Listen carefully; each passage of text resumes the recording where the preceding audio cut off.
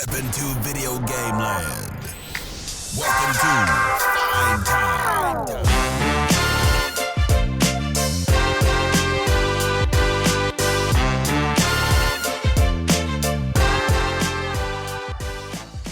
Hello, party people. It's your boy, Dre, and it's my boy, Steve.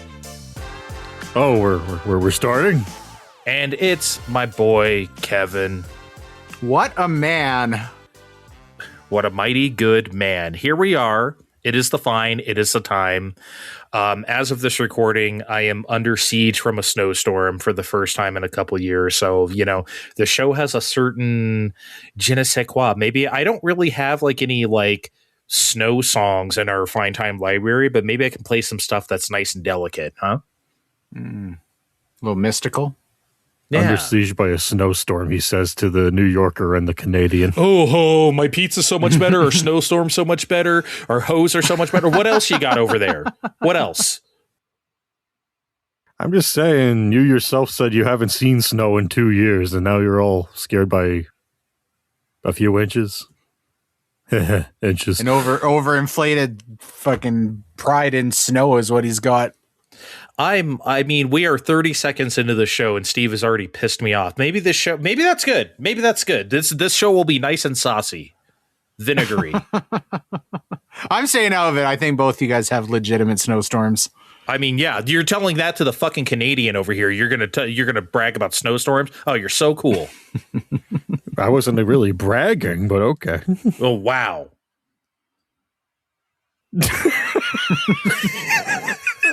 All right, that's it. That's all the tantrum I have in me. That's enough for this bit. Let's.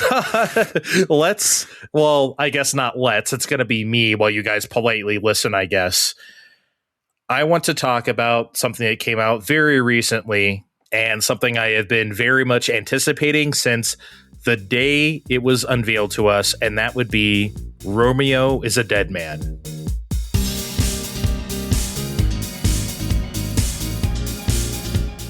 Can I start with this, Steve? Do you remember that state of play? You remember that shit, right? Because that showed up, and I think the both of us, we conferred within like 2 seconds. Are like, oh boy, we know who did this one. Yeah. Yeah, that was dead obvious. Kevin, I know you don't really play this shit, but like even you were probably like, oh, this looks a certain way. And I think my predominant thought was, wow, Steve and Andre are going to like this. Maybe you should like cool games with us. I mean, that would be nice. Man, I just like fucking lame, shitty ones. What can I say? God.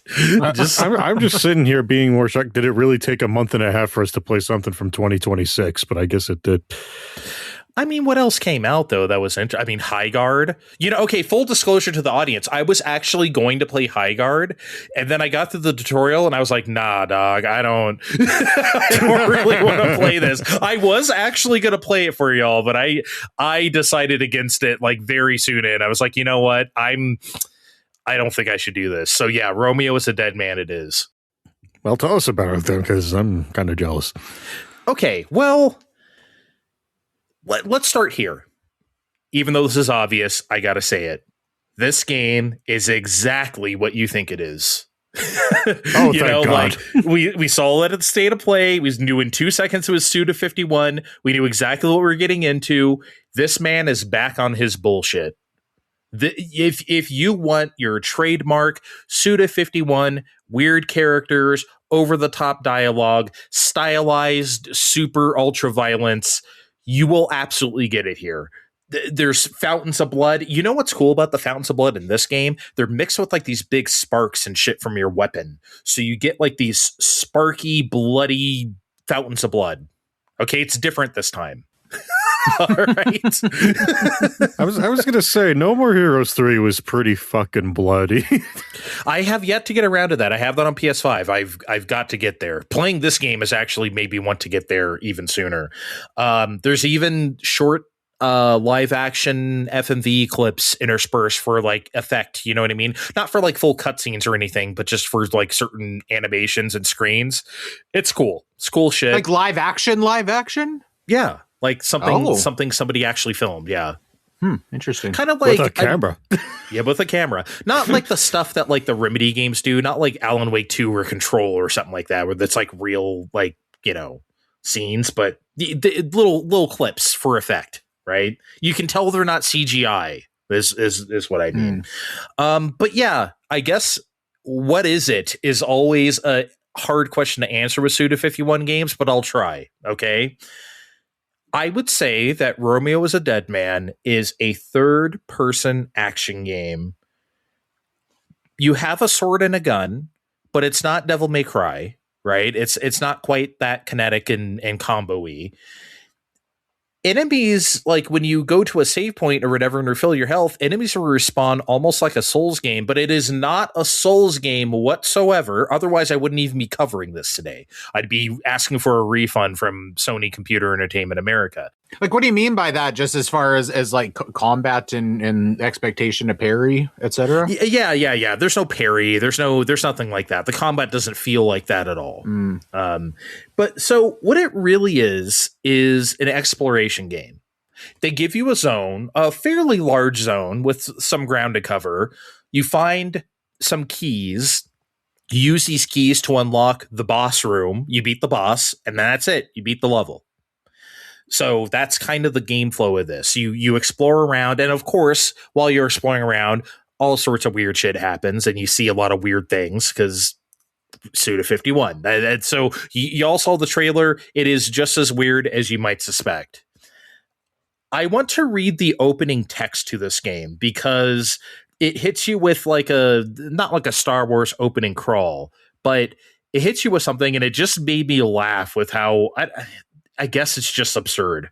Okay, it reads, the summer of 2019. A singularity appears in the town of Deptford, Pennsylvania, causing the whole world to vanish in an instant. The shattered world became known as the Fragment Universe, and its restoration became the sole mission of a certain organization. The FBI's Space-Time Police. Oh, yeah. That's the premise of the game. Need I say more? Like that? If you need to know more than that, you need to know more than me too. Like that's all you really need, right? That's that. With that kind of premise, anything's possible. And they spend no time setting that up, right? You know, you just get right in there. You start chopping up zombies while wacky stuff happens pretty fast. Yes, I said zombies. That might be the worst thing about this game. I'm not sure why the enemies are zombies. There's not a zombie apocalypse, as I just read. It's just a singularity, like a paradox. I don't know why everyone became zombies. I guess you have to have enemies, right? And I guess maybe creatures don't make a whole lot of sense. Maybe they would.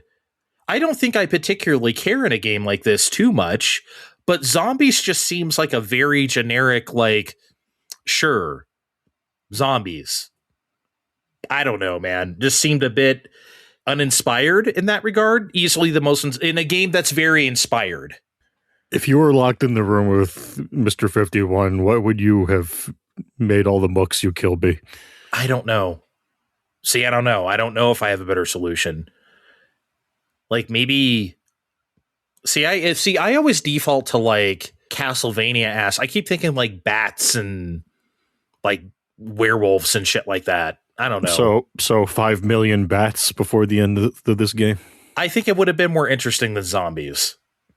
You know, but maybe that's kind of purposeful because like there is a mall stage, and of course, zombies in a mall, everyone's going to get Dead Rising vibes, of course, and it doesn't play like that at all. But you do get a little hint of it sometimes. It is kind of fun mowing down a bunch of lifeless guys like that sometimes.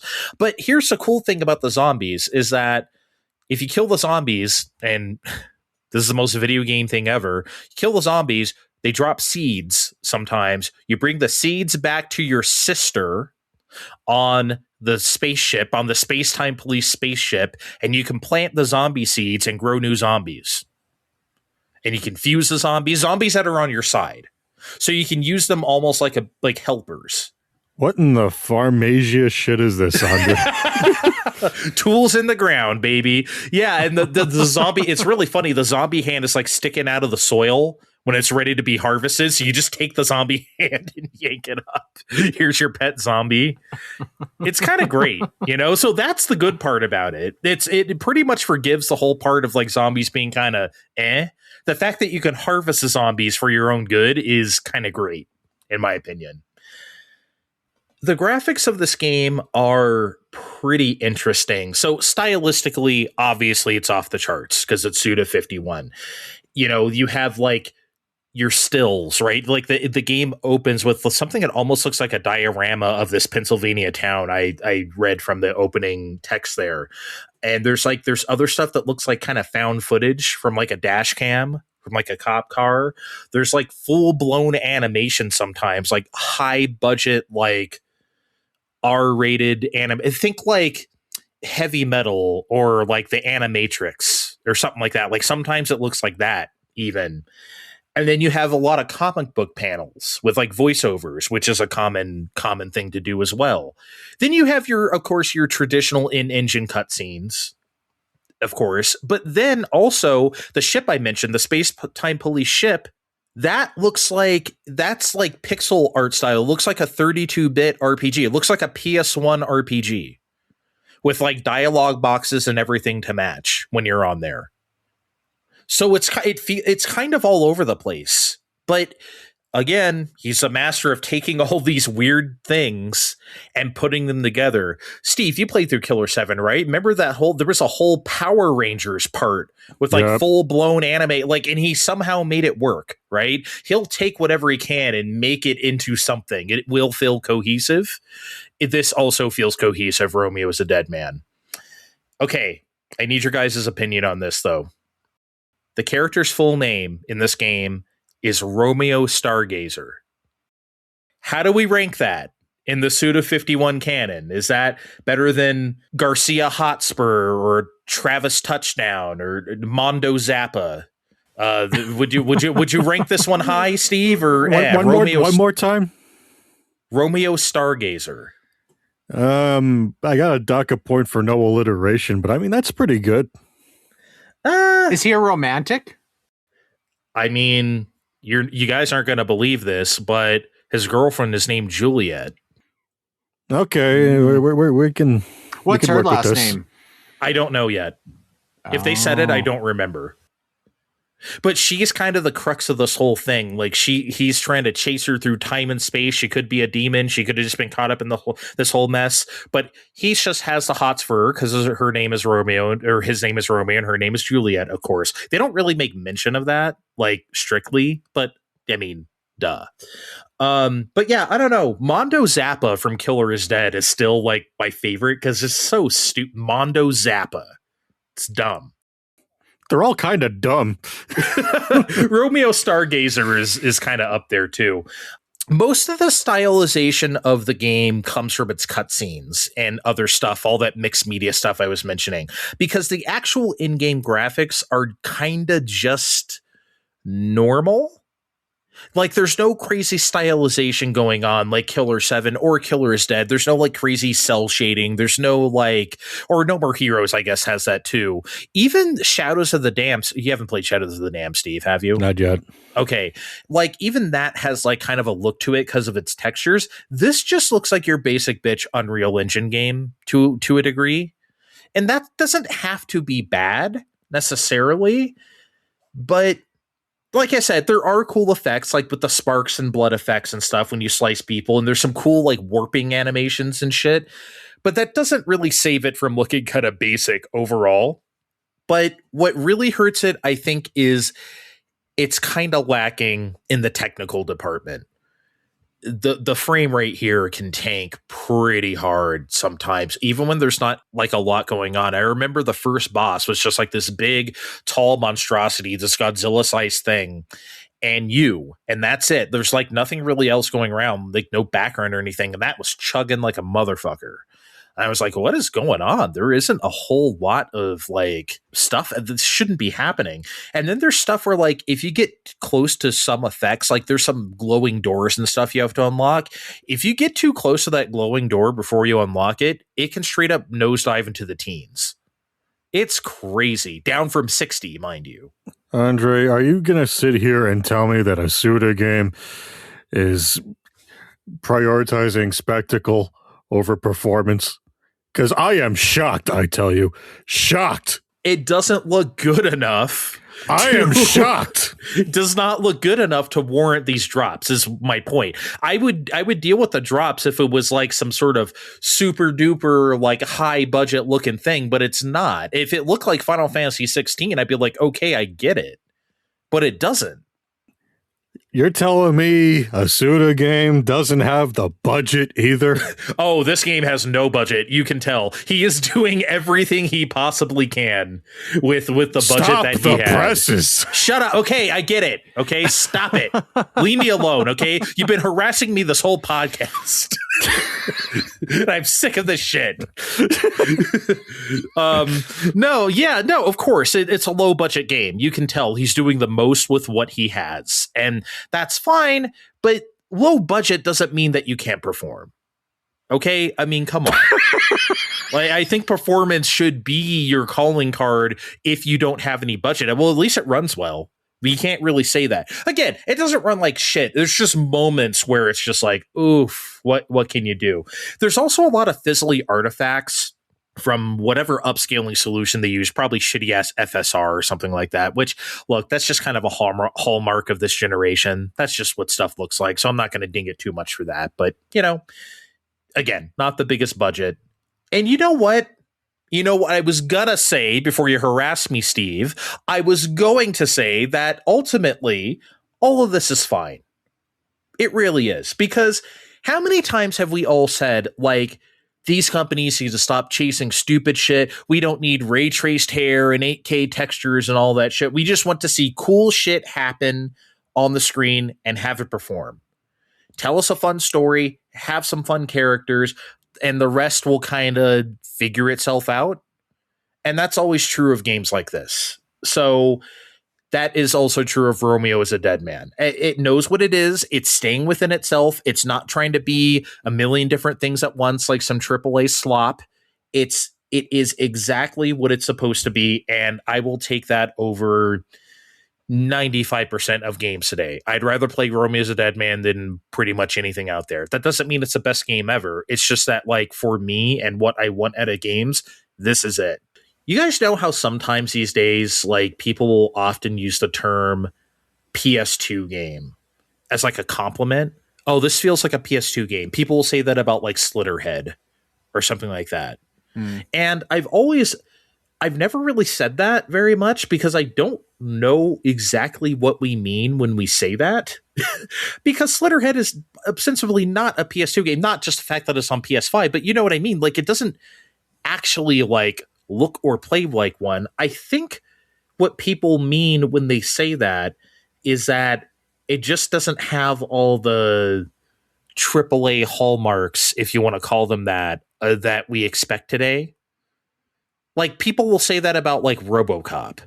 I'm like, what do we mean? Again, what do we mean when we say that? I just think we mean something that stays within itself, like I said earlier, is what it is, not large in scope, almost limited in scope to its benefit, and I think we could use more stuff like that. Obviously, this show has existed in a time where there have been more crazy layoffs than ever. High Guard, as we mentioned earlier, didn't even get a fucking chance, man. Like, the whole team has pretty much been laid off at this point. You can't even go to the website. Did you guys see that? The website says this site is currently unavailable. That thing launched like 3 weeks ago. They can't be shutting down the game. I mean, I guess maybe they can.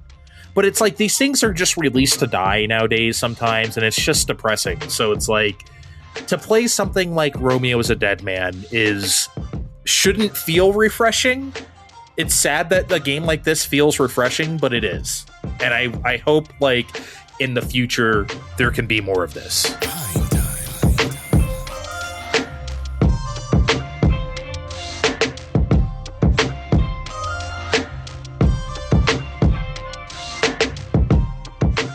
All right, Andre played something new. Andre got some snow. He didn't give as much snow as Steve. He didn't play something as new as I did. Yeah. Albeit, I've played. I started playing God of War: Sons of Sparta after it was announced the other day. And I was excited about that when I seen that. I think I love the God of War games, but it specifically I've always wished that I had played the God of War Java mobile game that was on like shitty flip phones in the late 2000s. That existed, and I remember, that was a thing, and I remember seeing like screenshots of it, and I have like a certain amount of nostalgia for this game that I never even played, and so they kind of like I think it invoked that in me, and yeah, I did think that I was instantly curious playing as Kratos as a kid. How are they going to handle that? Because to me, Kratos is just a character that was born a grown man with a beard. He just came out that way. Yeah, he just fucking came out slinging his blades around and swearing and fucking and just everything. Yeah, fucking and smashing ornate pots and all of that stuff. So yeah, I was pretty intrigued by that. And so I downloaded it. I've only played maybe like 2 hours of it, and I was very optimistic going into it. So I don't feel like I was, there was no like bias. I don't know. I can't even articulate why. I wanted this game to grab me, and I feel like I have like no motivation to play it at all. And it's kind of interesting. So I don't want to jump too far ahead. But the other day I was working on the notes we do for the show. And sorry, Steve, to steal one of your talking points, but it's relevant. Steve had a thing when just in the notes about that game when we're, to talk about the state of play, saying apparently that there's, indication that the developers use AI. And so I didn't know that when I was playing this. I did get a sense, and it's not from a technical standpoint. Like if you look at the art, it's very like it's like very high density pixel art, and it's elaborate and shit is moving in the background and whatever. But even not knowing that, and I'm not saying that's what's going on necessarily. Or how, where the use of that, if it came into play where it was. But I felt like I was like, there's something missing here and I can't really describe what it is.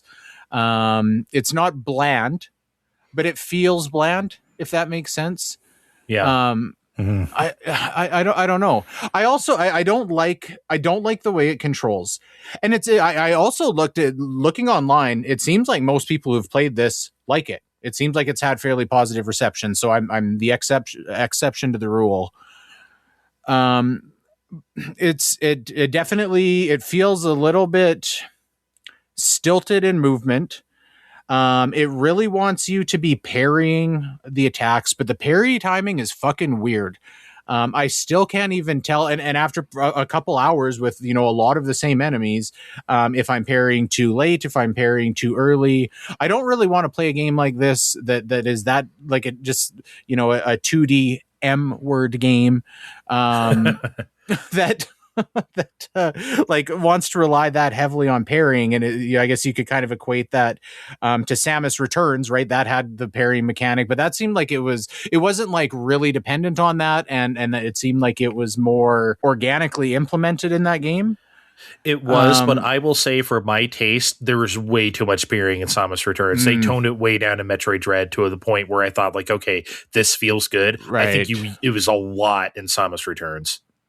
That was almost, I think, in that case, and I didn't mind it once I got the hang of it in that game because it felt good to do it, right? It was like it was, they would give you the visual indication that this is what you need to do. So you just need to learn to expect that and be ready for it.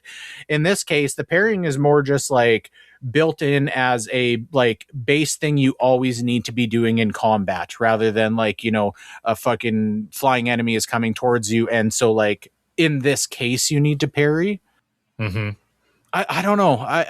The other thing, and I feel like I'm going to say this, and you guys are going to be like, Kevin, fucking get it together. But maybe you'll agree with me. I hate in games like this when it doesn't let me use the fucking D-pad to move. The D-pad is like, why? Mm-hmm. Yep. Yeah. No, I'm with you. I think.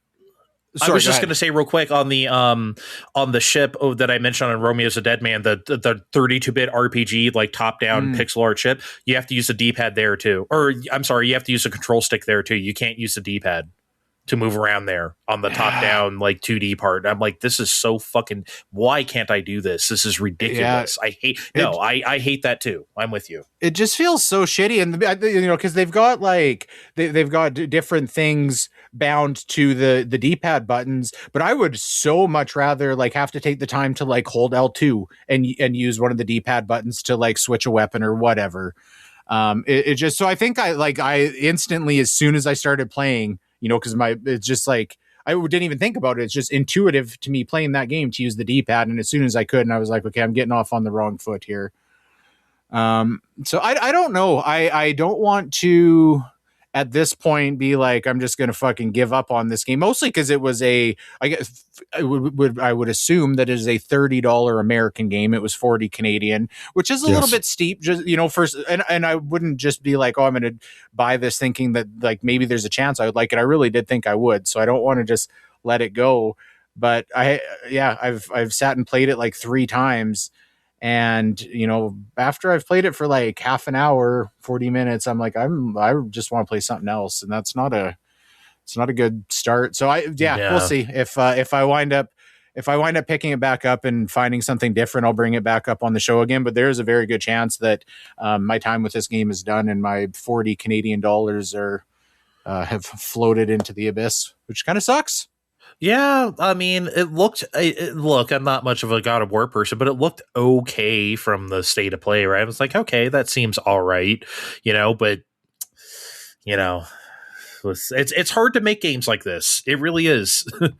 There is something to be said too for like shadow dropping something like this, because I'm like, oh fuck, like I see this, I'm like, oh, I'm interested in this, not like I can't fucking wait to play this, but I'm interested in playing this. And then they're like, well, you can play it today, and I'm, well, fuck, sold. Well, gotta do it. Yeah. I mean, I almost did that, but then I watched it again. I'm like, maybe not.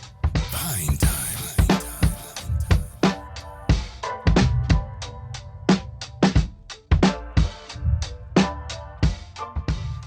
All right, guys, this is more than enough games that just came out talk, especially if we don't particularly like one, all right?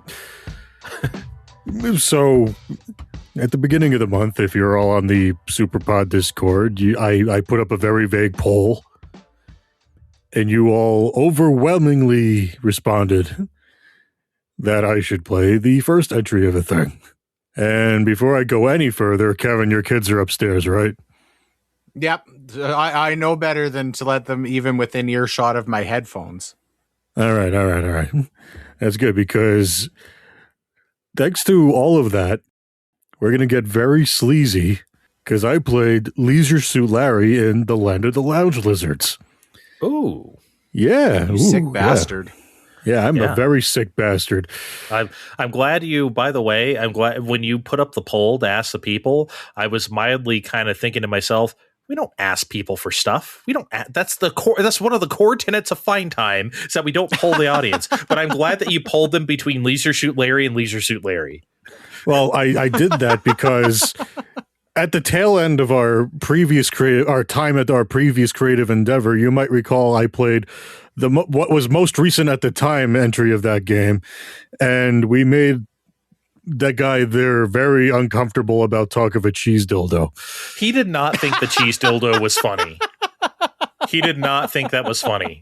And I'm like, this is comedy gold. And he kept trying to move off it. I'm like, no. I'm not done with the cheese dildo. He was not amused. See, and I was. How could you be handed content on such a fucking gold platter and turn it down? For real. and see, that was the conundrum. Do I play the one that came out after that, or do I just start from the beginning? That's all I was really letting the people decide.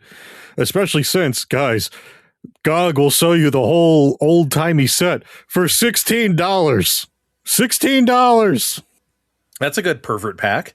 Yeah, so if you all want to follow me along on this pervert pack, because I'm sure I will fill in other holes in our programming with the rest of the set. Go on ahead. Oh my God, Kevin, is he gonna do like a new Leisure Suit Larry game for like several weeks? Is it gonna be summer before he starts talking about something else? I mean, I think that would be a good phase of fine time. I think so. I 100% can say with confidence I'd be up for hearing about Leisure Suit Larry every week for months. It won't be that. I'm going to space it out a smidge. But what the hell is Leisure Suit Larry? Because I know some of us are younger than others. It's a point and click series from Masters of the Genre Sierra Online. I've brought them up numerous times. Their catalog is untouchable. The conceit of the game series was that instead of something like going on an adventure to save your kingdom or some sort of spacefaring thing, you're a guy trying to get laid. Based on the manual, which, was how we did this back in the day, Larry is a programmer who suddenly realizes he's 38 and incredibly horny. He gets a discount. Steve, am I right thinking you are 38? I'll be 39 in a few months. Oh, well, man, I just the parallels. Like, but I've been laid before. If you bought a leisure suit, it would be so good for the show. I'm just saying. I would turn this into a video podcast if you bought a leisure suit. Okay, can we start a GoFundMe for Steve Leisure Suit just to make him do it? Okay, but I may have had sex before. Don't tell other people that might hate hearing about that. But don't fucking ruin the leisure suit over that. Are you implying that Larry is a virgin? At the beginning of this game, he is a virgin, yes. Whoa! Okay, I did not know that was the case in the first game. Yes, he thinks the leisure suit is still trendy, and we're going to go to Lost Wages, to go get some. Because, that's where all the loose women's is. Yep, loose slots and loose women. That's the motto you see right when you drive over state lines. So, even though Sierra is Sierra, and this is some very high-end storytelling we're dealing with here, it's going to be a bit more easygoing than other games of theirs. There's still going to be a handful of head scratchers, and just that way we're dealing with the game. I did lie a little bit, guys. I did not play the original version of this game. I chose to engage in an early form of loving myself. with the VGA remake, which was included in the pack, and not the original, where it does look like something and sound like something. I think that's the way to go, though. I don't think that's I would definitely say VGA for that. I mean, the original isn't awful looking, but VGA has a lot of its own charms. Oh yeah. And do you still have to answer adult questions to be able to play? Oh yes, and they're very America centric. So yeah, you just go get the hint book if you're that young and 38. Do you remember any questions or no? Oh yeah, Joe DiMaggio plays what sport? Oh really? Wow. I mean, sometimes they give you some gimmies like boobies are, and it's like wonderful, bad. but then other ones are like they're asking you about the Crimean War, and I'm like, come on, guys, no one knows about that. Oh, please. Was that supposed to be common knowledge in 1980X? I mean, maybe. And if you get two wrong, the game exits itself, even in 2026. So I'm staring at fucking Steam OS. I'm like, oh, okay, that's great. That's weird. Okay, that's hardcore. Anyway, it also gets rid of the text parser system where you have to type in shit like pick up object, in favor of something we're more familiar with where you just click things and move around. But this is still the kind of game where you have to say, go to the store, pick up a thing, go to the counter, go to your wallet, take out the money, pay the guy at the counter, and then leave lest he shoots you in the face on your way out, causing a game over condition. You don't just do all these things automatically. Okay. There's also something of a time limit. Your inventory starts out with a watch that says, if you look at it, it just tells you what time it is, because you only get one desperate night in Lost Wages to go get laid. Otherwise, that's another failure condition. If the day comes and he's like, "Oh no, I didn't get laid," he kills himself. I found that out. You just got to start from scratch then. Well, I mean, you can reload a save, but I found that out in college. You basically can't leave the game open on the menu. Think, "Oh, this is fine. I can just leave this running." You cannot just leave this game running. It's always running a little bit in the background. But at the same time, if you're always running around doing stuff, you'll finish this game. It'll be fine. All of that aside, I mean, besides, yes, Andre, Sierra did give me my case of serial save person syndrome. Why do you ask? Oh, please. I know you like that. But, all of that aside, yeah, these games are special. I mean, this isn't my first time playing the first one, but I mean, I know it's easy to think about all this and, say, "Oh, Larry's a predator. Obviously, he was Me Too'd after he crawled back to Sierra Online after they merged with Activision." But, well, firstly, Leisure Suit Larry doesn't belong to Sierra/Activision anymore. There's a long story for that. That's its own podcast, really.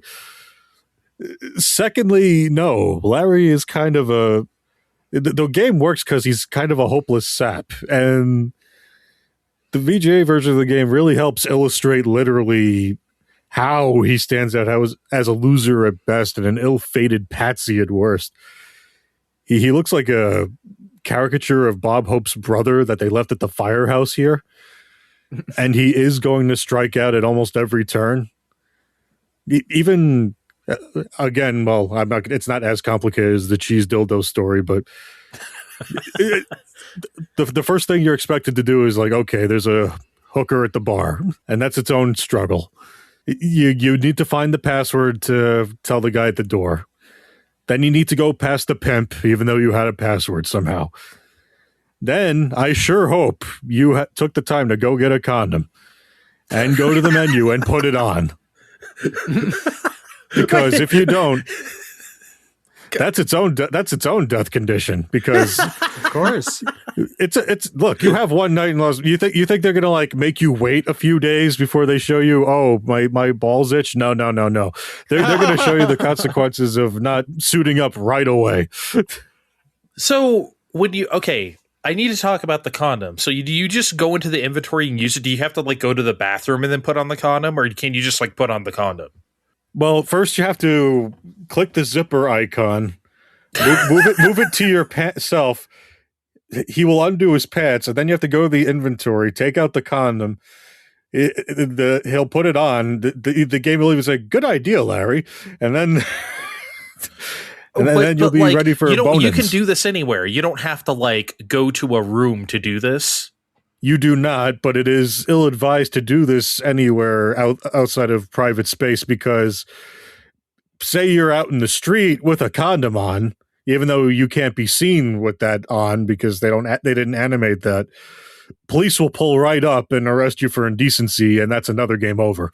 Okay, so it does matter to the That's all I was getting at. I was like, the game is not going to do this. You can, but the game will not just let you walk around with a condom all night. Okay, that's what I wanted to know. You have satiated me. I have no more further condom questions, Your Honor. I mean that's the thing. Sierra's the big fans of the asshole game over thing. If you didn't think all this shit through. Oh yeah, I played the first Space Quest. Yep. I mean, and there's a bunch here too. Like, I sure hope you didn't bring wine into the cab with the guy, because you go, "Oh boy, wine," and then he drinks it and crashes it into the wall. So, because they want you to do a puzzle where you have wine delivered to a hotel room, so they don't want you to bring your own wine. What year did the original come out? 84? 87. 87. Okay. It's he's just a victim of the world around him. He's just trying to get he's just trying to get laid. He doesn't even, he just believes everything he's trying to tell him. A lady, well, he in not so many words, wants him to get Spanish Fly. He doesn't think it's going to work, but he thinks he's going to get laid if he gets it for the lady. So, man, if you really think it's going to work. Do the kids even do Spanish Fly anymore? No. Is that even a thing? Yeah, I do not know what this is. Oh, See, we'll have Kevin to explain. doesn't even. We might have to explain in the shower. Yeah, this is an place to off-air explain it. conversation. Okay. I mean, which is to say, this is a game made at a time. I mean, he's just going to go and either, I mean, you get an unfulfilling sex with the hooker, or you just get, you get played for a sap at all these other times.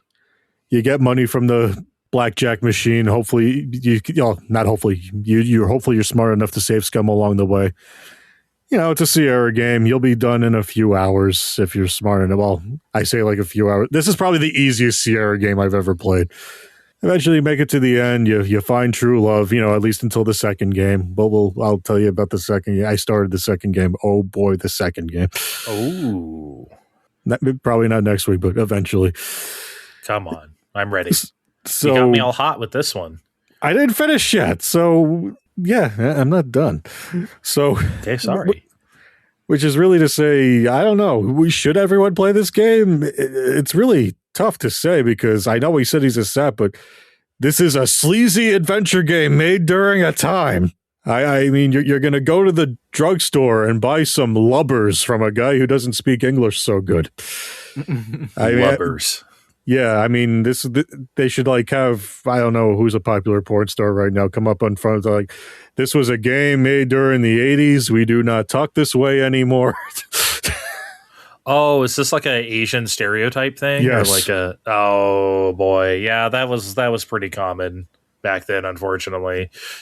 Yeah, I mean, if you're the type that wants to, check this out for $16 in a set, I mean, going on this quest for love or, this perverted version of Larry's version of it, it's worth it. But, this game knows what it is. You shouldn't go expecting more than that. It's not high art. I liked it. Yeah, was it good for you guys? I sure could use a shower after that.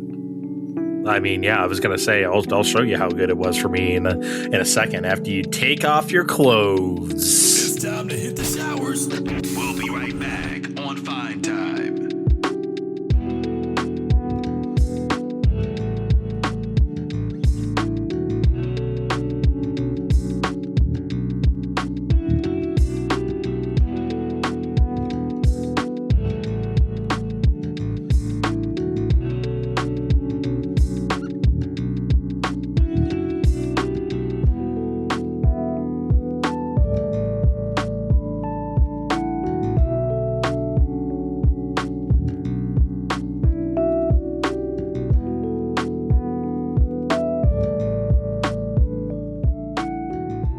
Well, I'm fully erect. Let's go. That's not what I was expecting to hear out of the shower, but here we are. Thank you. Well, I mean, I thought we were going to take care of that in there. You know what I mean? Like, geez, that was just foreplay? I bounced back fast. What can I say? Do you remember when Tiger Woods, like when they released all his text messages he sent to all his hoes? You remember that shit? And they had one of them was a lot of it was his dirty talk to his women or whatever, and he was saying one of them said, "After I come, you better suck my cock to get it hard," or something like that. And I'm like, I don't think that's how that works. I think he got that backwards. I don't know, man. He's an athlete on a level that we can't understand. I'm sure. I bet you his cock works entirely different than our cocks. Yeah, robot dick over here, just bam, oh, boom, bitter, right back again. I mean, I think he said that backwards, but whatever. Oh man. Anyway, let's talk about something slightly more wholesome in this Nintendo Direct Partner Showcase. We're not going to really talk about it. There wasn't a whole lot to say. This was one of those partner showcases where there just wasn't a whole bunch. However, there was numerous things, like a couple shadow drops and other release things around it that we do want to talk about. I think too, we have to give you props. You did call the Rebirth release date announcement. I Steve did. and I were not fucking having any of it last show. Yeah, you guys are skeptical as hell, but I don't know, man. I felt it. You talked me from 25% chance to 50% chance, and god damn it, there it was. Yeah, I think I did out loud when I was watching it. I was like, oh, for fuck's sakes. I hate it when He's right. He's right again. God damn it. I have to hear. Well, I'm glad you brought it up and praised me instead of, hey guys, look what I nailed. So yeah, I know. Anyway, there is one kind of just straight up game that I do want to talk about real quick, and that was what it led off with was Orbitals, which is, I mean, it looked like a co-op. It looked like a 80s anime straight up, but like a co-op platformer, like a split fiction type of game. Looked cool as hell. Yeah, we saw this at the Game Awards, and I was all about it until it was like, required co-op. I'm like, you know what? I'm sick of this shit. Where I have to have a friend and schedule things with him or them to play a whole ass video game. Do I have to say it every goddamn show now? Where you don't even have to pay to play Split Fiction. You download the friend version and you make one plan, singular plan with your fucking friend that you do shows with all the time, and you can play Split Fiction too. And it will cost you $0. That sounds like a lot of effort. Oh my fucking God. He doesn't even want to play video games with me, Kevin. I mean, I would play Split. I would like to play Split Fiction. I think anytime. schedules make things pretty tricky to do. It does, but you know what? Where there's a will, there's a way. We played Splatoon several times. We've done, you know what I mean? We've done. I forced you guys to play Overwatch once. That was fun. Right. I mean, I think we had more fun than you did. I remember you were fucking disgusted with me. No, I wasn't. I legitimately wasn't. And you know I would say if I was. I actually was not. I could hear the tone of your voice, and it said, "I'm not mad. I'm just disappointed." Yeah, we didn't win a single match. I mean, to be fair, wow. That was Steve's fault. Well, you guys want to play Marvel Rivals? Let me know, and maybe we can. Well, in that game, you can play the computer. You can like do computer matches, so maybe we could beat the computer. How about that? And then we can step it up to like real shit. I would probably play Split Fiction sometime. Okay, fine. The Marvel Rivals out. Okay, so one of the things they shadow dropped at this partner show, I almost said partner direct. Is it partner showcase? Partner direct. It's a Nintendo Direct partner showcase. Okay, so I was right on both counts. Jesus Christ, my brain. They shadow dropped something called Super Bomberman Collection, which is exactly what it sounds like. It's all 5 Super Bomberman games. For those who don't know, we only got the first 2 in North America. Europe got the 3rd one, and 4th and 5th one were only in Japan. So here's all 5 of them in one collection in English, Steve. That's not something I had on my radar of miracles, to be honest. It's also the 2 NES Bombermen, but don't tell anyone. Shh, quiet. Yeah, they're all home, and tragically, there's no online. It would have been nice if like 3, 4, 5 had that online play because that's what everyone knows Bomberman for. But I should also use this slot to bring up how Japan got a Mystical Ninja set announced for Japan only. That was nice. And you know what? I'm going to choose to believe that's still coming. I bet those fuckers at Limited Run are holding on to that announcement. Yeah, dude. No, it's coming. I believe in it too.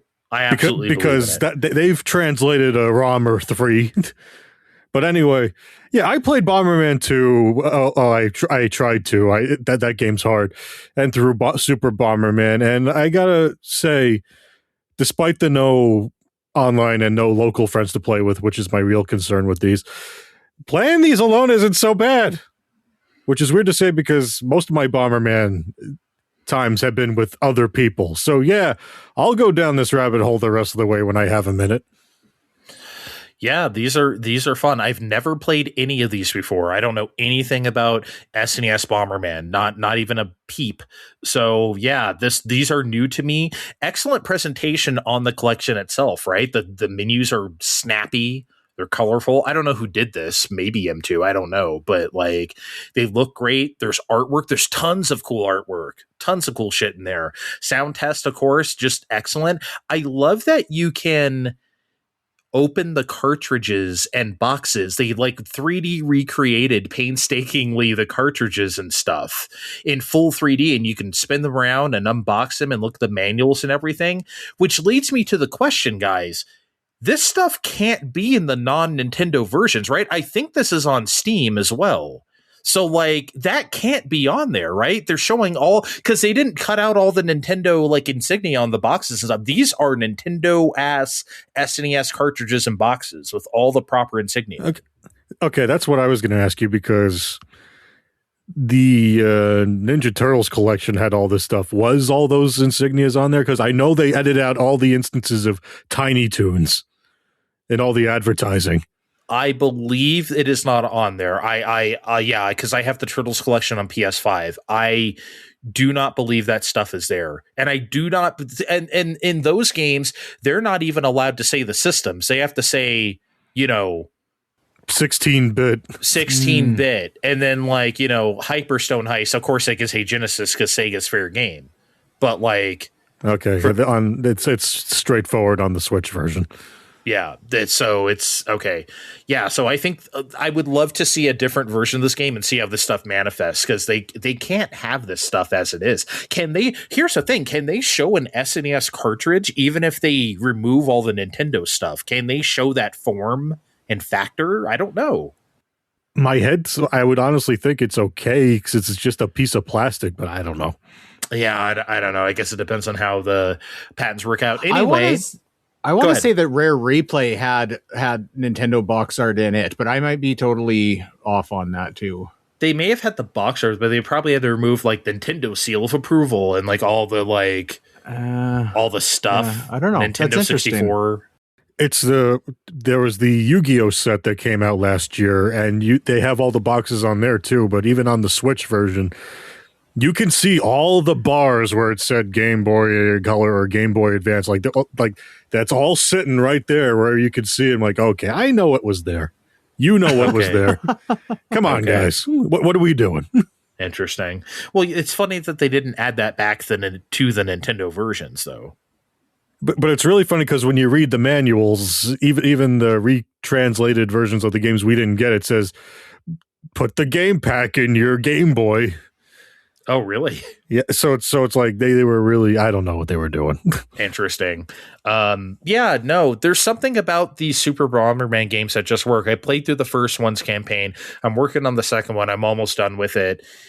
They're better than because I always swore by the TurboGrafx 16 games, Steve, like Bomberman 93 and Bomberman 94. I think these are better than those. And I've seen artwork and stuff of like 3, 4, and 5. They have like the animal friends, like the kangaroos and shit. And I think 93 is the only old-timey one I played by myself other than Super Bomberman R on Switch. Okay. Is that good? I've never played that. Yeah, I liked it. Okay. The last one I really bought was Bomberman Generation, like the first one for GameCube. Yeah. Remember that? Was that the one based on the anime? No, that's Bomberman Jetters. I had Bomberman Generation. Okay. Yeah. Dude, the music? Oh my God. So good. Holy shit. Super Nintendo. I don't want to say it's a Super Nintendo tour de force, but this is some SNES ass music, man. This is what this system was meant to do. Holy shit. I think that's about it. You could go on forever, but I have a Bomberman question before we move on. Okay. Because I've played Super Bomberman. I really like that game. And berate me for even asking this if you want to. How necessary is it to play these other games, do you think? Like, are you not getting kind of the like core Bomberman experience you're going to get out of playing Super Bomberman? I would say no. Super Bomberman 2 is pretty different from the first one. The ideas are much more expanded and stuff. Obviously, you're doing the same core kind of gameplay, but there, like, first of all, the screen can like scroll. Like on Super Bomberman, you just have that one screen that you play off of. This is like you can actually move the screen. There's like more to the level and shit. So that's in Super Bomberman 2. And Bomberman 94 for TurboGrafx 16 also does that type of shit. So as the 90s go on, they get a little more complicated, you know? And of course, I don't know if you ever, I mean, you probably never played the GameCube games we were talking about. Those get really fucking out there. Those are like full on, like you're exploring shit, you know? Kevin asking if we really need to play Super Nintendo games. Unbelievable. Listen to this guy over here. Jeez. Yeah, so great stuff. I'm going to play them all. Okay, Steve, you have finally gotten the chance, even though you had the chance before, but you were being an incorrigible Nintendo person. You played Pragmata. Pragmata? I've heard Pragmata. Okay. Pragmata on Switch 2, because they released that demo on Switch 2. What did you think? I can't believe it's running on that well on Switch 2. I mean, there's a bit of a learning curve with what they want you to do, but I had a great time with my 15 minutes-ish on there. I mean, I'll be more than back with you people on release in 2 months. I got my pre-order in. I my little Diana amiibo. That's right, they're doing that. Capcom's trying right now on Switch too. They're all in. I'm inclined to give them that chance since they're, you know, trying and not doing what Sega's doing with their Persona 3 Reload. $60 for a game that's a year and a half old, please. I will admit, I also played this demo on Switch 2 of Pragmata. I wanted to see, and it's unbelievable. I gotta admit it. I cannot believe they got this game running at fucking 60 on Switch 2. This system is actually a goddamn powerhouse. It's much more powerful than I ever imagined it could be. Like, yeah, the resolution is dog shit. Don't get me wrong. You don't want, like, if you're going to play Pragmata, I hope you're a handheld Switch 2 user. Like, if you're going to do that, please get it on PS5. But, like, yeah, the resolution is dog shit. But, like, if you're playing on handheld, doesn't really matter too much, does it? So, yeah, excellent. Really good. I hope you guys enjoy this game. I'll leave it at that. You didn't try it? You're not even interested? Man, this is like, if you looked up in the dictionary, like a game that is not for Kevin, I think it's this game, but I don't know. It's not my vibe at all, but I don't want to poo-poo on your parade.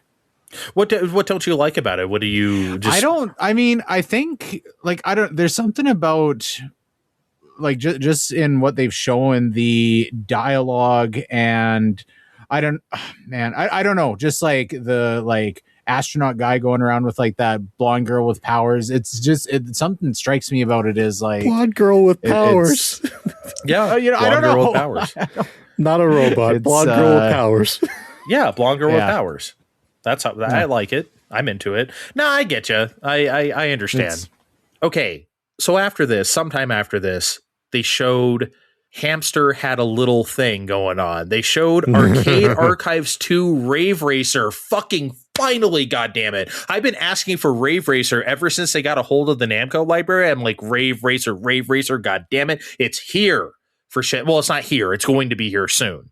They showed it though. Wow. That blew me away. What also blew me away was the announcement and subsequent release of console archives. Yes, they are now doing console games, and the first two in this series are out now, which is Cool Borders and Ninja Gaiden 2. Those are available now. What else did they show? They showed a Doraemon game.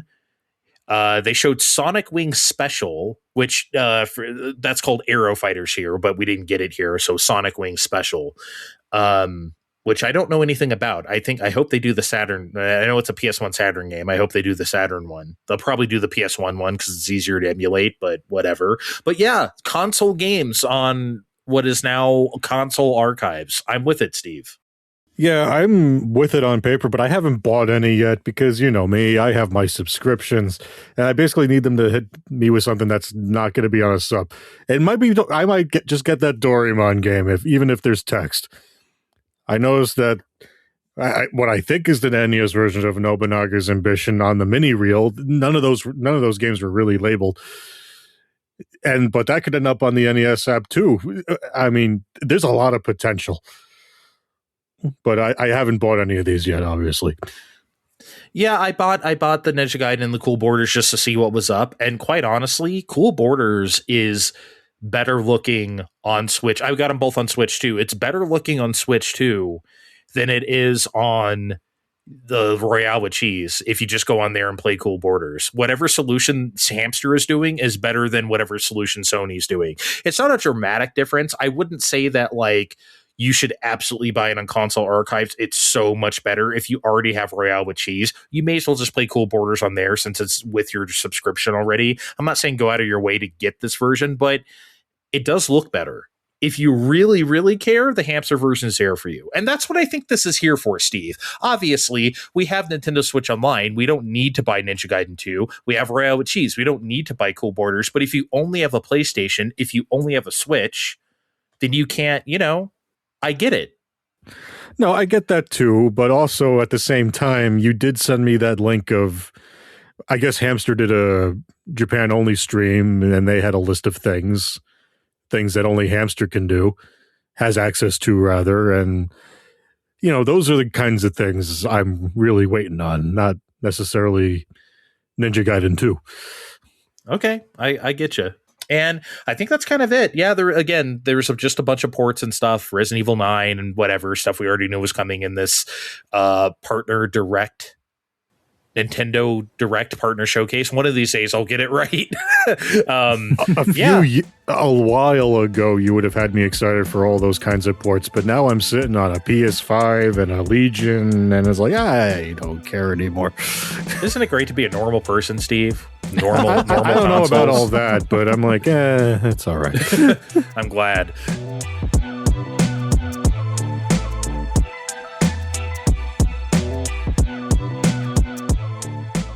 Okay, there is a state of play about a week ago now, as of this recording, and shit, I think it was pretty good. I mean, like, overall impressions, I don't think it was as good as the one from last year that had Bloodstained 2 and Romeo Is the Dead Man and Tokon and like all that shit. Like, that was fucking legend. That shit was great. It wasn't as good as that, but this was pretty good, I think, Kevin. I remember that one. You guys were super hot on it, and I was not sitting saying this was a shit state of play, but I was more tempered. Honestly, I think this for me was the strongest state of play to date, and not just based on what I'm personally interested in playing. I just felt like objective quality that this one was outstanding. I think they still have some pacing issues, and a few of the things that they say we're going to deep dive in here would be a little bit better served just for like, hey, check out our uploaded video on the YouTube channel. And that would just tighten things up a little bit. But I honestly, I felt better about having a PS5 than I have in quite a while based on this state of play. I thought it was excellent. My problem with pacing is how they just front loaded with everything we know about. We're like, we know these games exist already. Show me something else. Yeah, but not everyone watches these shits, and they gotta refresh. That's why they're going so hard on Resident Evil 9 on like every single presentation. If you've noticed, like every single fucking one. But I have the game pre-ordered. We are not normal people, Steve. Even though I just called you a normal person like 2 seconds ago. I'm going to talk about it on the show since no one else wants to. Okay, go.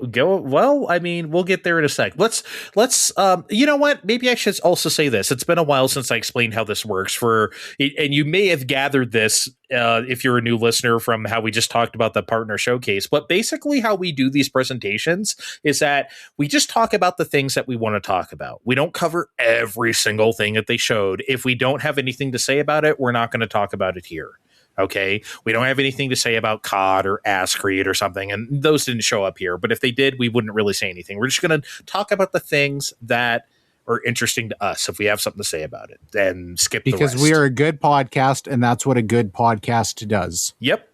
So that's how we're going to go through this state of play. We're just going to give our peanut gallery thoughts or assorted questions around the things that they showed. I do want to talk about Kina. Did either of you try playing the first one? I did. Nope. You did you play all the way through it? I played like a good 8 hours of it. I didn't play all the way through it. Yeah, I played like a good 8 hours of it too. And I really, really tried with it. I really disliked that game. I liked a lot about it. I liked the art style. So we actually, ironic this comes up because you were just talking about games that like feel like a PS2 game or whatever. I do feel like that game was intentionally trying to channel that like just like gameplay structure, objectives. That game felt like it was very much of the 6th generation. Yeah, I think it seems like they're really trying to expand the scope on this one. So I'm not entirely opposed to this game. Because there was so much I liked about the first one. I hope that they address some of those problems I had with it. But I think a lot of people really like the original as it was, and I didn't get that. I'm interested to see some deep dives of what they're actually doing with this one mechanically. So why didn't you finish that game? I just thought it was kind of boring. I mean, it was okay, but I just didn't think it was interesting enough to play. It's I played enough of this. It wasn't bad by any means. I just didn't really. I wasn't interested enough to play the whole thing. You both stopped around 8 hours. Is there a magical sign that says, "Hey, it's really gonna suck after this"? Go play something else. No, I just at that point I was already just kind of I didn't even necessarily mean to stop. I wasn't just okay, I've had enough of this. It's just I just never came back. I felt like there were multiple points in that game where it came to a fucking grinding halt and got to be horrible slog. And some of the bosses, I remember one boss in specific that was mechanically extremely poor and agitating, and it took me fucking half an hour to play through that boss. Yeah, I don't remember any frustrating thing like that. There may have been, but it's been a while now since I tried it. But I just kind of got generally bored, I think. Yeah. Okay. Yes, you were talking about Resident Evil 9. I was wondering specifically if you're still, I don't know, are you getting any interest there, or are Leon's antics still turning you off? No, Leon's antics are turning me off. That's how I feel. I don't want any part of it. If he wasn't there, I'd buy the game. If I could just play as the lady, Grace, I'd be okay with that. The Leon stuff, him kicking and doing all his stupid fucking Leon shit, I can't stand that man. So no thank you. Unfucking believable.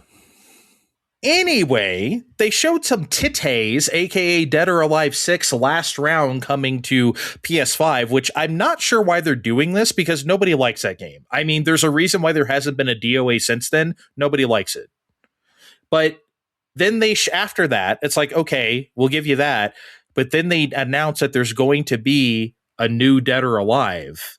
And guys, I mean, the way they just zoomed in and lingered on the tits, I mean, they knew exactly what they were doing. That was almost like they knew what they did wrong with DOA 6 and were not letting it happen again. They were just okay, we got you. We got you guys. We know what you want. Here it is. It's coming sometime in the indefinite future. I do think they should be respected for how much they lean into what they're doing there. Yes, I respect the Dead or Alive. I hate playing them, but I respect it, Steve. Oh, I'm not a big fan of actually playing a Dead or Alive, but it's just great. Wonderful even that there's more of them coming. Excellent. Do we have a Kevin? I don't know why I'm asking Kevin because Canadian. I know you don't watch sports. There has to be a sound that the hockey penalty box makes, right? When you slam the door, it has the stink door sound. We have to have that for Steve whenever he has, because I put him in the hockey penalty box for a bad joke. Is that what it is? Yeah. So that's what it's been our entire relationship. You say that that contains me for I feel any shame. Oh no, you're incapable of shame. That's why you keep doing it. But I want to have the box. Maybe I can find something from a ESPN broadcast this season. Anyway, I respect the Dead or Alive. So they showed Control Resonant. By the way, I thought this was called Control 2. Am I losing my mind? It was for a minute, then it became Control Resonant. Okay. I did not like the first Control, famously. Steve, I don't think I ever talked about that in the show. Probably that was still previous creative endeavor, wasn't it? No, you talked about Control on this show. Have I? Okay. You talked about it in a way where I was like, it sounded like Astral Chain, but boring. I don't like it, but apparently it's beloved, so don't listen to me, right? However, what in the hot fuck was this footage, guys? Like this, I don't know how much you've ever seen of the first Control. This is nothing like it. Like we are punching and kicking. Like this is like artsy Devil May Cry 2 out there on the cityscape.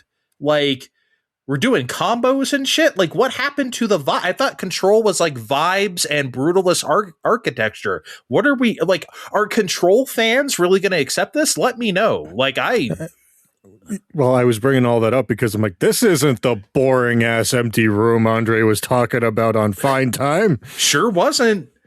I don't know. Yeah, I don't know. I'm not going to play it, but I mean, I wonder how Control fans feel about it, though. Someone let me know, because if I were a fan of the first game and I saw this, I'd be like, what is even happening? Thrak, let us know. Someone tell me. You sick fuck in the middle of your second playthrough on purpose. Shitty ass fucking game. There's been a Rayman remaster rumored for like forever. Even the rumor at some point, Steve, even evolved into like, oh, it's going to be a remaster of Rayman Legends. And we're like, Rayman, why would you do that one? That doesn't make any sense. What it turns out to be is every version of the original Rayman. Is that like a good package? I'm not so sure. Well, it's a bunch of them. I'm sure there's a whole lot of versions that don't exist, but that aren't here. But they only brought up the PS1 version on the show because, as we dabbled in before, I think that's what they're allowed to bring up. But there's that one, there's Jaguar, MS-DOS, Game Boy Color, and Game Boy Advance. That's thorough enough, but oh my god, Digital Eclipse dug through and they slapped together the Super Nintendo prototype. Between this and Bomberman, it is Christmas for me already. I feel like you only feel that way because you've never played the original Rayman. No, I played it on Game Boy. Well, I didn't play it on Game Boy Advance. I paid $8 for the Game Boy Advance ROM on my DSi. It was fine. Oh, no. You want to talk about screen crunch. That's got to be terrible. It was all right. I'll try it here. Whew. If you get this, you got to play through the Game Boy Color version too. You got to play through the... Okay, we should all get it and play through a different... Okay, I'll play Jaguar. You play Game Boy Color. Steve, you play PS1. No, I'm not me playing Game Boy Color. I said Steve plays the Game Boy Color you should version. play... I'm punishing you with Rayman. I'm punishing you. Because you love Game Boy Color. Yeah, it's your favorite console of all time. This is horseshit. Yeah, I noticed a little thing on here. Yako's Shinobi Ops. Remember Acquire made Tenchu long before they made Octopath? I mean, I always forgot. But anyway, that looks like the spiritual successor to that, and it looks pretty neat, if not a bit graphics on PlayStation 3. But, you know, I kind of dig it, but for now anyway. But will I remember all that in 2027? That's the problem with these presentations. They announce things from now that aren't coming out for a while. You're gonna complain about that now in 2026. I mean, I feel like that's the point of all these presentations. I mean, I feel like when we have a direct, these things are mostly imminent. When we have state of plays, it's like, oh, it's coming out someday. Yeah, Nintendo likes to play it, you know, closer to what, you know, when it's coming out, but most other people don't fucking do that. So they're kind of special that way. Nintendo, man. I didn't like the way this looked. I didn't like the way it was so zoomed out. It looked almost like an XCOM game or something. It should look like Tenchu if they're going to do that. It should be like up there. Camera should be up your ass, I think. I said graphics on PlayStation 3 for a reason, Andre. Yeah, but graphics on PlayStation 3 look like, you know, Tenchu Z or something. Oh, yeah, that was a game. Remember that shit? Remember when FromSoft took over Tenchu for like a few years and they just cranked a few of them out and then we just never heard of Tenchu again? I mean, we're still really not hearing from it again. We got Shinobi Ops. Yeah. Okay. There was something called Project Windless that was shown. But quite honestly, the final name of this game should be Dynasty Warriors Chicken. Because holy shit, did you guys see this thing? This shit was crazy. Why are you a chicken? Why not, I guess? I made a golden post about this game and nobody liked it, but that's okay. I don't need likes to play this game whenever this game comes out too. See, when's this game coming out? Oh, I don't even remember. I didn't even see. Who knows? Oh my Hopefully God. you're still a chicken. I can't believe we're talking about release date stuff now in this particular state of play and not like the entire time of us doing the show. Now it's a problem. Okay, but maybe we want to play Project Windless, where hopefully you are still a chicken by the time this comes out. Oh, if you're not a chicken, no one's buying it. They just sold us the whole game. I think right you guys are focusing too much on the chicken, which is cool. Honestly, this I thought this was the most intriguing thing we've seen at the show, as far as I was concerned. I mean, it was for me, but I'm fucked up, right? So I don't know. Like I don't want to like poop on your Dynasty Warrior chicken dreams. I hope there's more to this game than large scale battles, though. Like it looked like there was some traversal going on, and holding on to a another bird, I think, to fly. There was some combat with some real big enemies. I'm hoping this has some real depth to it. And this very well might not be what I'm hoping it is. But I'm looking forward to seeing this more than anything else that we saw. And holy fuck, this did not have graphics on PS3. This had graphics on PS5. This was definitely graphics on PlayStation 5 for sure. This looked crazy. Mm-hmm. Like if the final game looks reasonably close to that will be great.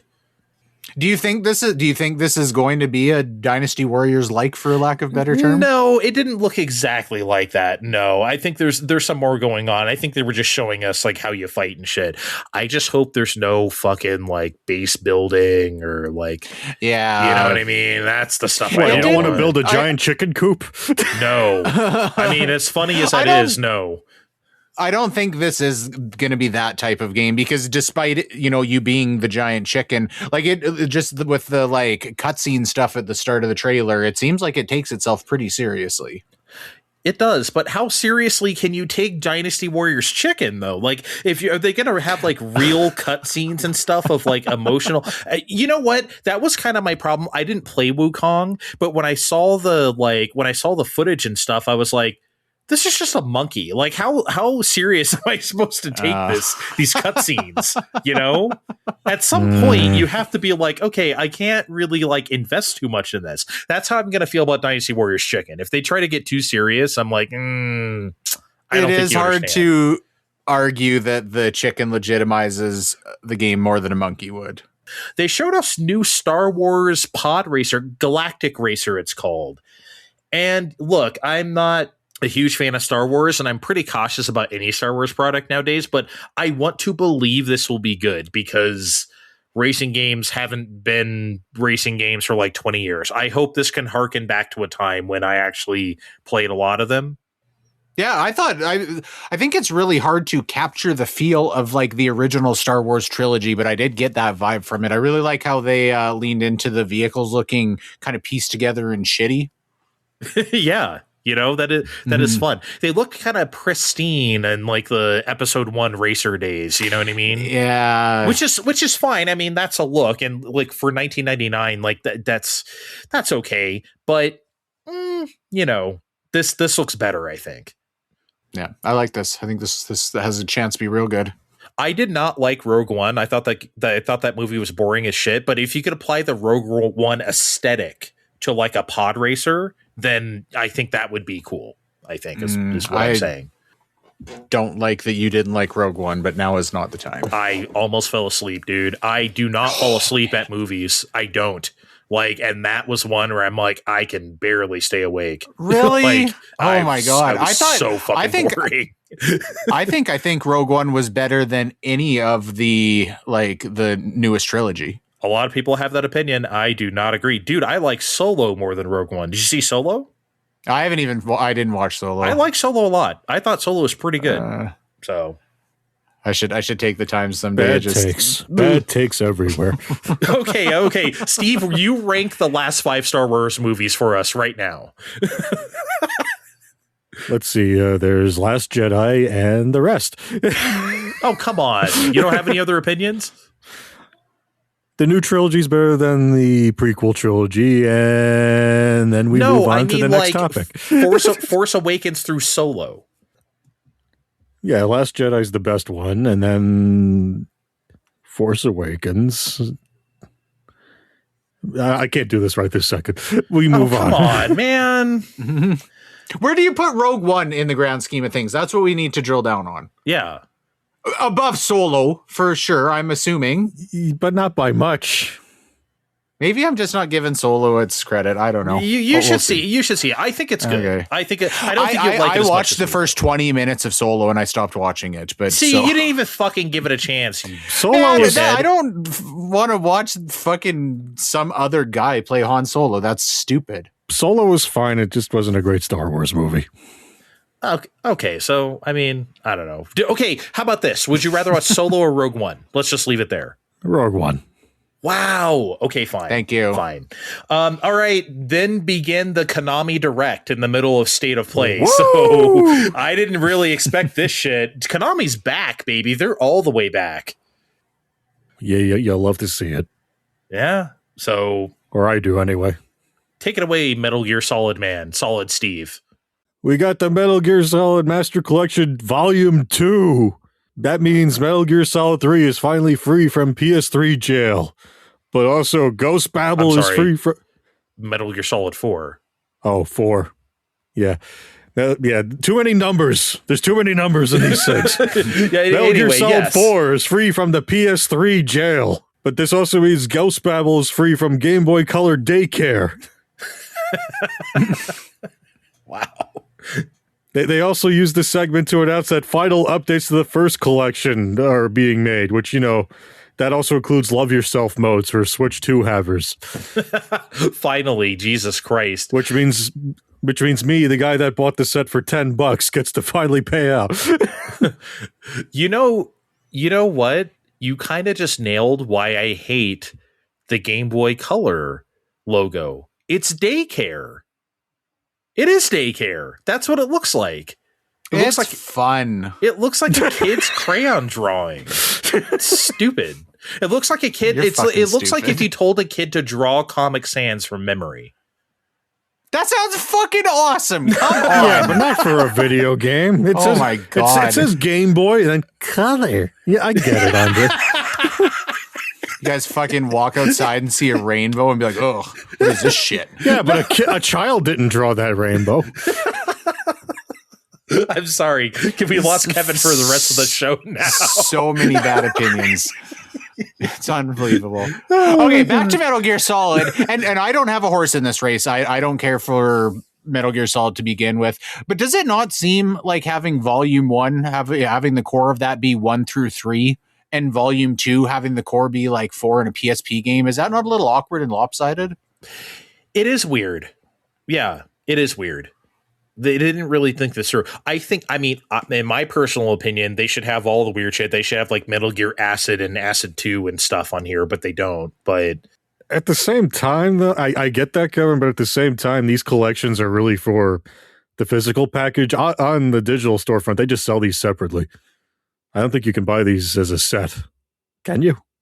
Yeah, I'm not sure. I just feel like, I guess when you're labeling them as Volume 1, Volume 2, it's because they're treating this like a prestige collection, I feel like. And it just seems weird that it seems lopsided. I don't know. Again, it doesn't bother me. It seems like if they had 4 in the slot to be the big title in here, then you got to kind of like throw the sink along with it to justify calling it Volume 2 to me. I don't know. 4 is, again, everyone can finally get rid of their PS3s, I mean, that's a pretty big deal. Assuming this version's good, which I mean, I will assume that, right? I don't think they'd be fucking this up. This is kind of a big job. Shit, I assumed Blue Point was going to be doing this at some point, but Jim Ryan ruined that fucking studio, as we all know. So I don't think even like prestige wise, 4 has the legacy that 1, 2, or 3 does. I'm not so sure about that. Maybe over 2, maybe.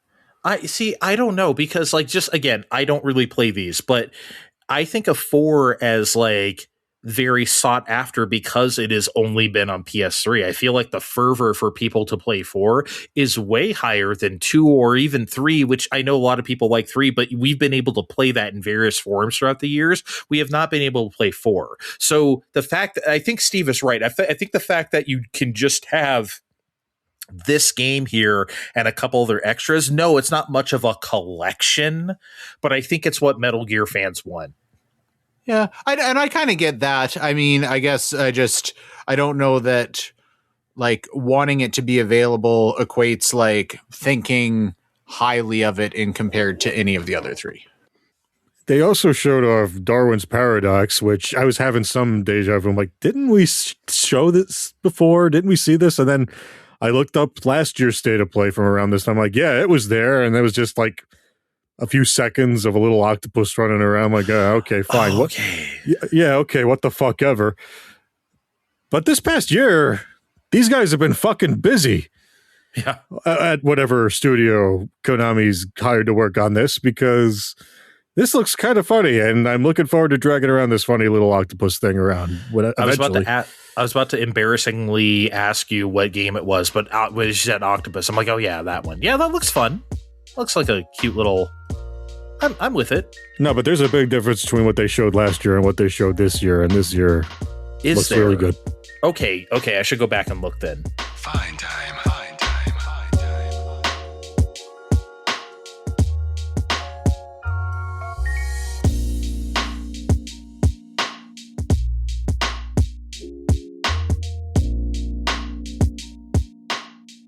All right. Yes, we will give you your moment. We all agreed. Okay. Jesus Christ. You didn't even let me, folks, you didn't even let me set it up before I start ranting and raving. So I think he was trying to help you build the anticipation. I don't know. I feel like that just signals the audience he's about to clobber me after this, but okay. After this, they showed Castlevania Belmont's Curse. And I'm sorry, but allow me, you guys, and thank you for allowing me this indulgence. Let me please thoroughly explain why I did not like this. And then, Steve, you can clobber me, tell me I'm a dumb shit or an old fuckface, whatever you want to call me, you can do it, okay? Here's how I feel. I have had a distaste, of quickly growing distaste, for the way we approach retro IP revivals for quite a while now. And I couldn't really put my finger on why this was the case. It bugged me. I just didn't know why until someone on Blue Sky really articulated it for me. Not literally for me. He just had a thread about this. And he was talking about the Ninja revival games from last year in Ninja Gaiden Ragebound and Shinobi Art of Vengeance. And he was talking about the fact that, like, they may say Ninja Gaiden and Shinobi on the box, but they're nothing like those games. And particularly Ninja Gaiden Ragebound, I played the demo of that. That's just any fucking indie in ninja game. Like, you could call that anything. I don't, it just so happens to be called Ninja Gaiden, so everyone can cheer and go, woo, Ninja Gaiden's back. But is it really? Because this could be anything. And it would be an indie game no one would ever remember. It'd just be just another 16-bit retro ninja game. No one would give a shit. You could maybe say Shinobi is like much more Shinobi-like, but even then, it's kind of like Lizard Cube, and obviously it's a talented studio. I'm not even saying these games are bad. I'm just saying that, like, are these the things they are purporting to be? And my summation is that they're not. Point being, I have grown to strongly dislike the practice of asking a random indie developer to make an indie game and slap a franchise name on it. This shit has got to stop, but it's not stopping anytime soon because now we're doing it with Castlevania. And will I play this Belmont's Curse game? Maybe. I mean, it looks like a fun enough game, right? But do we want a fun enough game, or do we want Castlevania? Steve, how many times before Konami was back these last couple of years, how many times on the show, like, people have clamored for a Castlevania game, and we've said, you don't want that.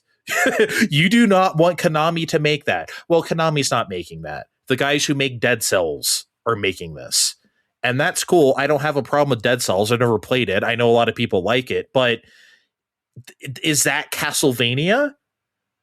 I'm not so sure that it is.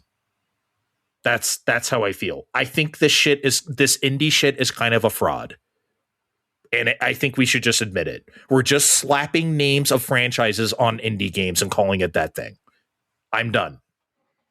Okay, now call me a dumb shit, an idiot, etc.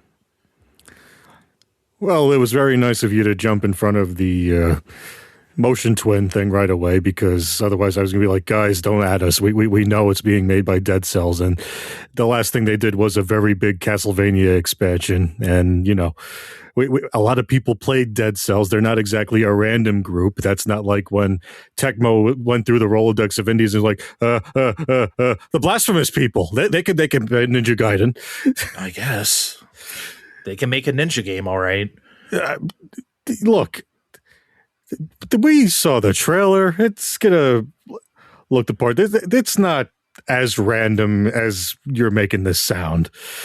And I guess the biggest elephant in the room is the aesthetics, but we all also know it's not 2009 anymore.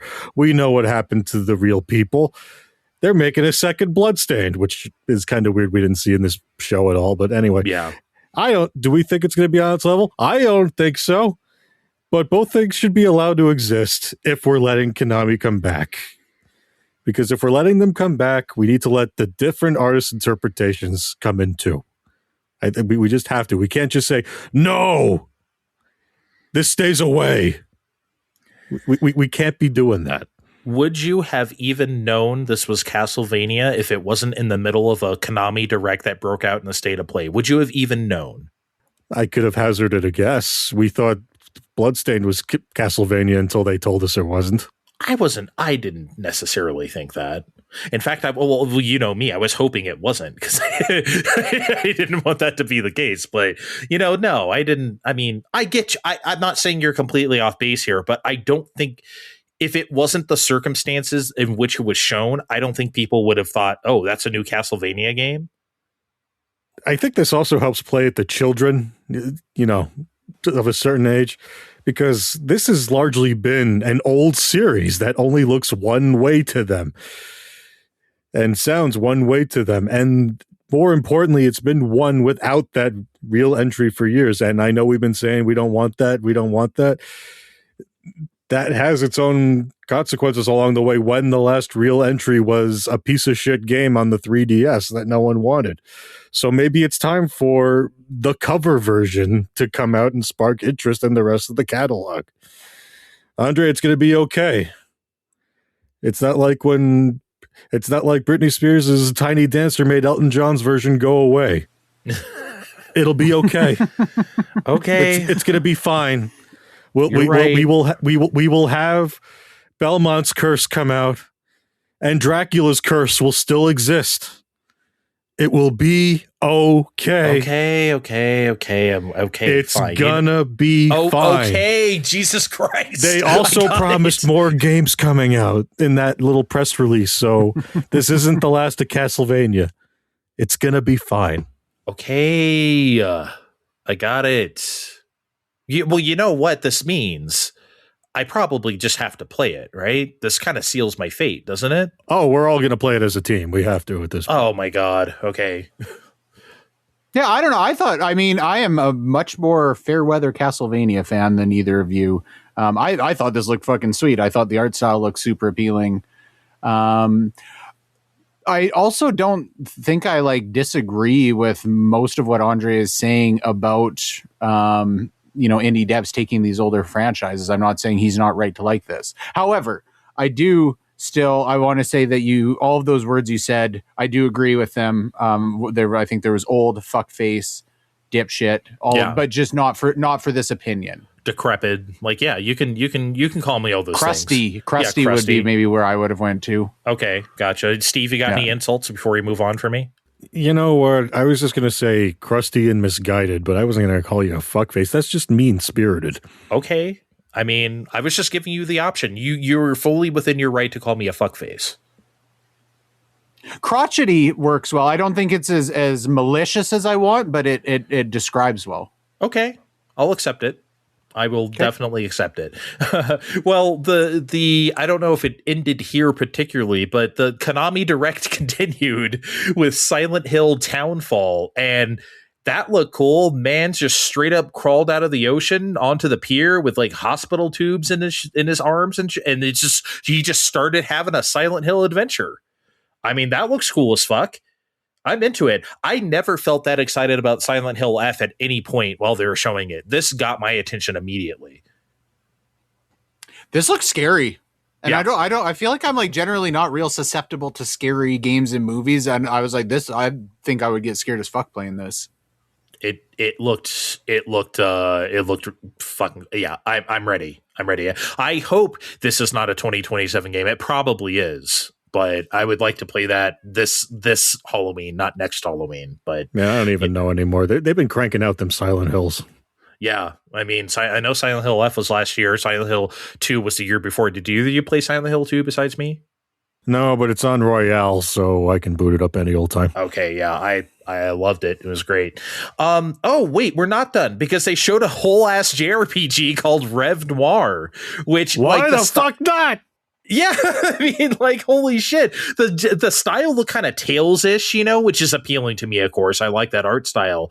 But what was more appealing was they had that short developer interview after where he was like basically saying, we are making a JRPG-ass JRPG for JRPG fans. And God damn it, you will always get me with that. They know exactly what they're doing here, and it sounds like it. He didn't say ass, but he did say, look, this is for the JRPG people. The rest of you need not apply.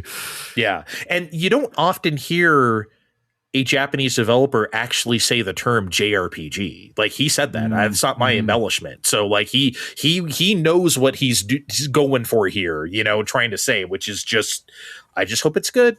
That's that. I know that, Steve, that's your line. Please be good, but I'm going to steal it right now. No, yeah, I'm keeping my eye on this one. And then the Konami Direct came to a close, and then it was back to other video games. And I know, right? Saber presents John Wick. Was that a game? That just looked like one big in-engine cutscene. Guys, am I right? Because that looked like, what was that? Like, I don't know how what we saw will turn into actual gameplay. That didn't look like a video game. That looked like the Unreal 5 engine presentation thing. Yeah. There's no video game there. Kevin, that did not look like a game. Like, how do you even control that? I fully agree. And I mean, if you do, I think if they really do try and like translate that into being like, this is a very like complex combat centric game, it's going to be a fucking nightmare to try and control. Yeah, I don't know. I don't know how that's going to work. Steve, you ready for Marathon? Yeah, I just noted that next week they're having the beta and they're calling it the Server Slam, and I'm just sitting there going, you can't call it that. If it's good, then it's like servers were slammed, and if it's bad and no one shows up, like everyone's gonna say, you call this a server slam? Either way, they don't win. I mean, that's what they're always called, though. Everything's always. Isn't that a common term? Is it? So yeah, I've heard server slam a lot over the last, I don't know, 20 years or something. Okay, sure, why not? Yeah, I feel like that's a common enough thing. You don't hear it as much as you used to, but like it's kind of like an older school term now. But like, yeah, server slam for like a beta. Okay. Yeah. Do you guys think in general people are really wanting to play this? Do you think there's a lot of demand for this? No, I think this is going to tank. I don't think this is going to do well at all.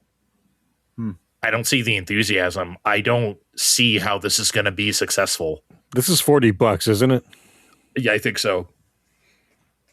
Do you think it's just 2026 is not the time for a game like this?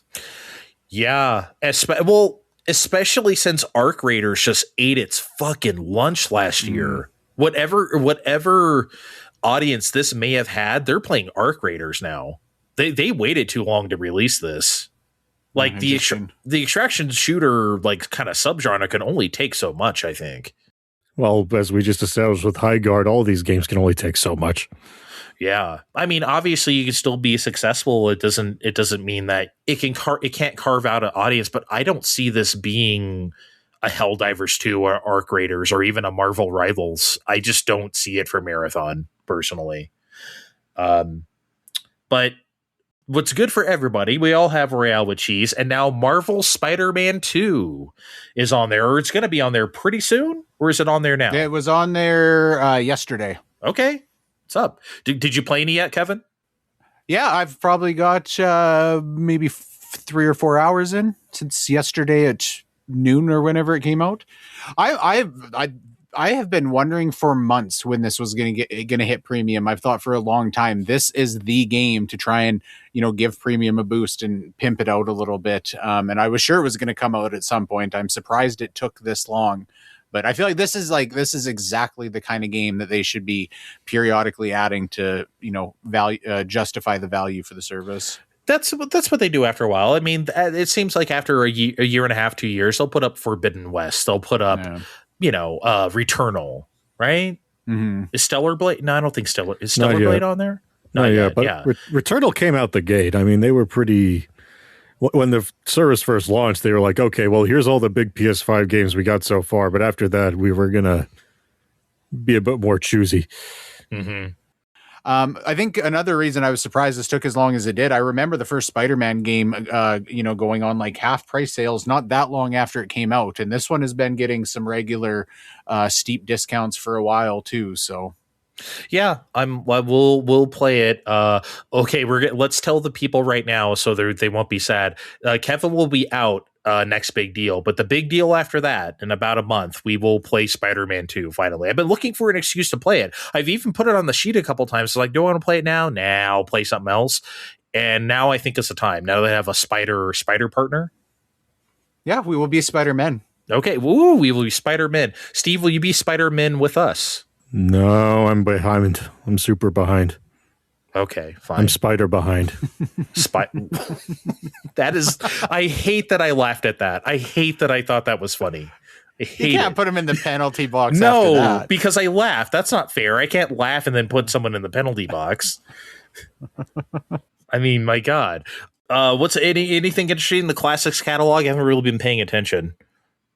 There was a Tekken game coming out in April, but in May they're putting out Time Crisis with motion controls on the DualSense, and I'm like, oh boy.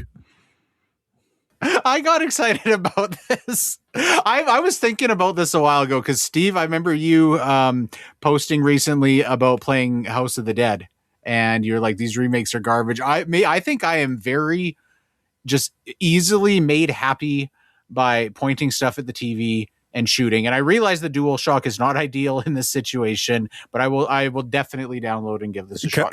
Kevin, let's get something straight. If it was just as easy as pointing something at the TV and shooting, I would just be as happy as eating this shit up as you.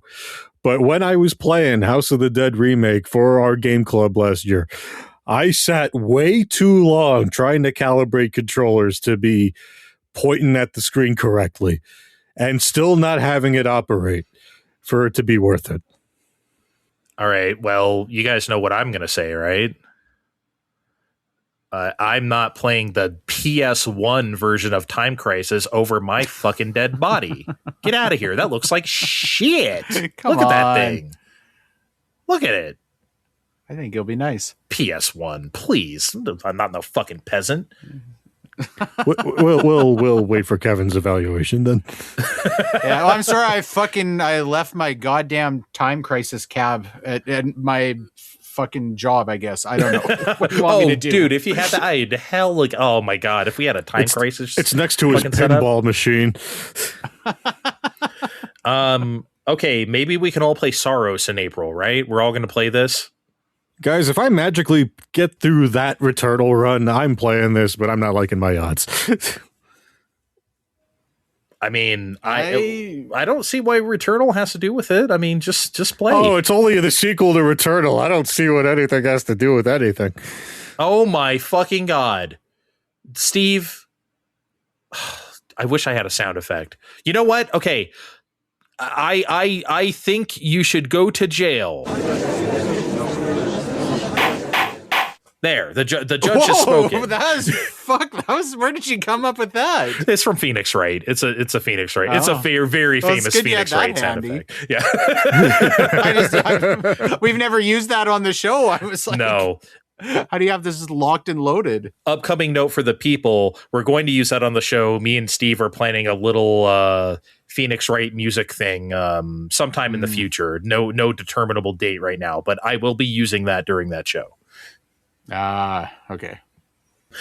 You guys interested in God of War remakes? I mean, like, I hope they. I would be interested if they were like visual remakes. I'm not very interested if they try to turn it into like Dad of War style like remakes, and I don't really want that. But if they keep like mostly fixed perspectives and like camera control to a minimum and like all that shit, and don't fuck with it too much, I think I would get into them. I mean, I just don't know that I feel like it's that necessary when they've already done that on PS3. And I know this is a fucking long time ago and the tech has changed a lot since then. But I think for what those games are, if I wanted to play any of them again, I would be very happy to go play the PS3 versions. So what would you want this to be, if anything? I mean, see, you're right. I don't want this to be like reimagined Dad of War either at all. I have a hard time getting like overly excited about this. Okay. Steve liked Dad of War, so if we build something closer to that, he might have a look. Yeah, I loved Dad of War too. I think if they wanted to do a game, where they're kind of going back to that like over the shoulder, the combat is significantly different than it was in the PS2, PS3 days. Make a new game then. I don't think they need to like reimagine the original God of War games. I believe, yeah. So I think this is just going to be. I hope this is just the originals with graphics on PlayStation 5. That's all I kind of want. I don't think most people will want that. I think they will want something for that new audience. But if it is really just those with new graphics, I'm here for it. But I don't think that's what we're going to get. But until we see them, we don't really know. And of course, the hammer here was God of War, Sons of Sparta, which was Shadow Drop that Kevin already talked about. So that's the state of play. Pretty good one. Kevin, as we've gone through this, I think like this is the most we've ever kind of peanut gallery to state of play, right? I think like if I'm being real, so maybe you're onto something. For my purposes and the games I like, I still like that other one last year more, but you're right. Maybe this is better than I thought. I think, again, just not the games. I think like they're getting better with the pacing. I always think it's, we always know if there's like a mainline direct coming, it's going to be a good watch. State of Play seems like they've like always like just been like a little bit trying to like find their footing with how to do them. And I feel like in the last year, they've started to hit their stride and it kind of culminated here. Not that there's not room for improvement, but I find myself often watching the State of Play board, to be honest. And I didn't feel like that at all watching this one. Okay. That's definitely improvement. You're right about the pacing though. Cause usually they would break into like, let's show, Call of Duty Black Ops 5 for 20 minutes, right? That's kind of usually what they would do. And it's just like, man, I don't want this. I don't think we should really be spending more than like 3 or 4 minutes on anything. And in most cases, not more than 2 minutes. I mean, not to say, if they're like, okay, we're going to do a State of Play where we're focusing on Gran Turismo 7. Great. That's kind of, its own thing. But as far as like a generalized State of Play, I don't want to sit and, whether it's something I'm interested in or not, for that kind of viewing experience, I don't want to like sit and hang on that thing for 8 minutes. That kind of kills the momentum to me. I don't know, because like they spent a good 10 minutes on Tokon at the end of that one State of Play. And I get that's not something everybody's interested in, but like that's such a big goddamn announcement. Like, and you're showing a new game. I think that's it, right? I think you have to like, if you're going to do that, you got to show something new. You can't like show here's 10 minutes on Madden 27. Right? Like that's what you can't do. I mean, see, and this is just a difference of taste, I think, because I would argue that if, they were doing a direct next week and they were going to show off the new Zelda game, I would love to fucking watch like an hour of like deep dive of stuff about that. I don't want to watch it in the direct. You know, if they come out and they're like, hey, we're announcing the new Zelda game, we're going to give you like fucking 4 minutes and we're going to interstitch some gameplay and we're going to have some like cool story stuff and cutscenes. Like, I think that's going to get me like fucking jazzed up in the moment. I don't think there's not a place to have that deep dive stuff. I just feel like in a presentation like this, when you're trying to show off so many different things, you know, anything for too long kills the momentum for me. Maybe I have ADHD though. So. I mean, like, I don't know, because we also had a legendary E3 2018 Nintendo Direct where Sakurai told us every minute detail of every character change in Smash Ultimate, and it was fucking great, right? So I can't sit there and say, oh, we shouldn't spend too long. Sometimes you need to, Steve. Well, that particular year, for some reason, it was a lighter holiday otherwise for Switch, but no, I get it. I also think this particular one was bolstered a bit by a surprise Konami encounter, but you know, this was better than most. I agree. The Konami Direct that broke out here was great. I don't want to fucking belabor the point, but I also feel like the Smash thing was too long. I remember that Direct. I fucking locked myself in a boardroom at work and watched on a tablet, and I was like, yeah. I'm not saying that we shouldn't have had that available. I just think in a overall Direct is not the time or the place. You are okay. Now I fully disagree with you. You are cast out. Now maybe you should go to the penalty box. Okay. You're not going to call the judge on me? No. I already decided. I banged my own gavel. I bungholed my own gavel. Fine. All right, guys, that's enough out of us. We wanted to talk about more stuff, but we're way over time, so we gotta go. Check the description of this podcast to find our links on social media, and we'll see you next time. Bye.